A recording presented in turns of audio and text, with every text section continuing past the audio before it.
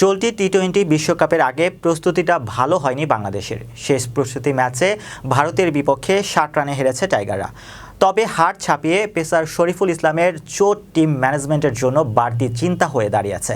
হাতে 6 সেলাই লেগেছে তার। শ্রীলঙ্কার বিপক্ষে মূল পর্বের প্রথম ম্যাচে খেলা অনিশ্চিত। শনিবার নিউ ইয়র্কের নাসাউ আন্তর্জাতিক কাউন্টি স্টেডিয়ামে টসে জিতে ব্যাটিংয়ে নেমে 5 উইকেট হারিয়ে ভারত তুলে 182 রান। জবাবে বাংলাদেশ 9 উইকেটে করছে মাত্র 122 রান।